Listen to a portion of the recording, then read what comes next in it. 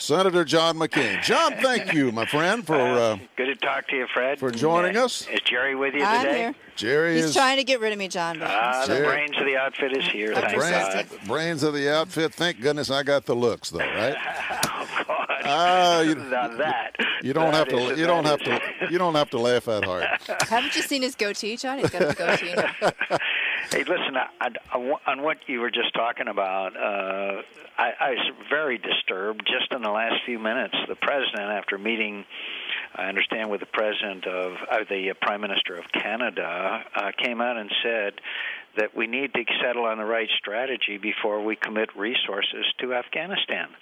We have a strategy. He articulated it in March. And every day we go without implementing that strategy, which means increase in troops over there, the more Americans are in harm's way and the less likely we are to succeed. I cannot believe that he made a statement like that when in March he had a strategy. McChrystal is making his recommendations as to what the resources that are necessary, and he's saying we got to determine a strategy. What did he say in March? John, is this the this is big. I think I was not aware of that. I knew he was meeting with Harper today, but is this a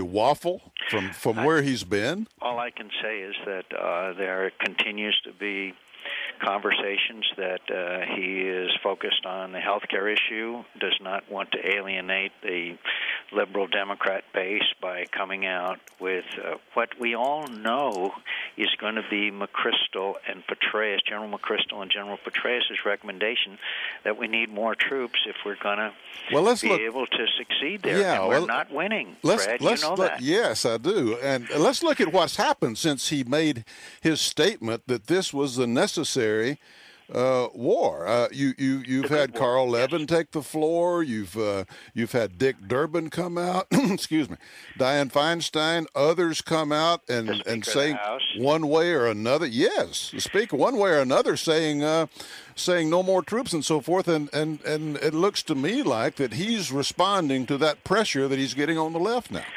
Well, I totally agree. And the fact is, during the campaign, he said we had to win. And in March, he committed additional troops and said we had a strategy.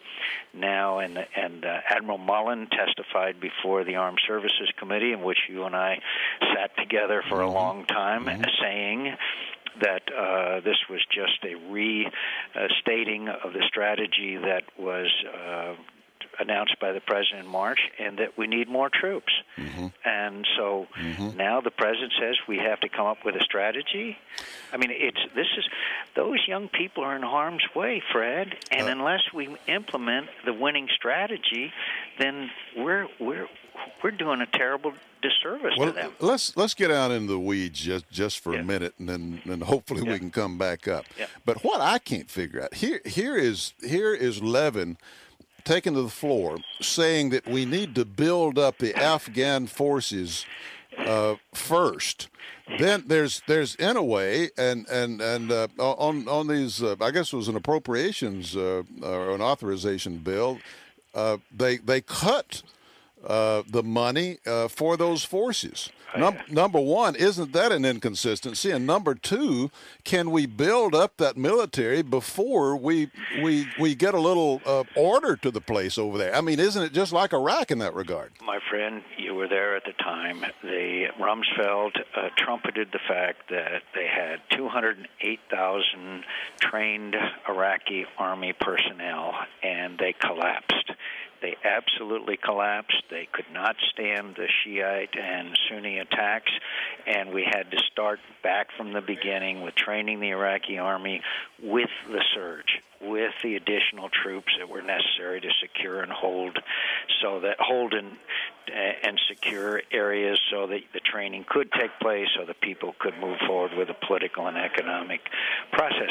I said to Senator Levin, who you and I both respect, he's chairman of the committee, I've seen the movie before. Yeah. These are the same thing that they said would work before and didn't. Same people that said we could afford to lose in Iraq and had to get out, and that the surge wouldn't succeed. We've seen the movie before. They were wrong then. They're wrong now. Tell again the American people why that Afghanistan and prevailing there is important to us. Well, one fundamental fact that we need to be reminded of, unfortunately, but we just celebrated or commemorated, not celebrated, commemorated the anniversary of 9/11. The people who did the attacks of 9/11 were trained in Afghanistan. After the Taliban took over, they worked in coordination with the Al-Qaeda and Osama bin Laden, and the attacks of 9/11 couldn't have happened, or certainly would have had much more difficulty in being orchestrated, if they hadn't had the training bases in Afghanistan. That's why we went there in the first place. And by the way, the Taliban is very unpopular with the Afghan people. The Afghan people don't want them back. But what about also, Pakistan, John? Is that at stake? Oh, if you were governing Pakistan and you thought the Americans were going to lose and leave, what would you be doing? You'd be accommodating, and because you can't, obviously, because you're not going to leave the neighborhood. This could have a domino effect that I'm deeply, deeply concerned about. Also, by the way, doesn't that encourage the Iranians?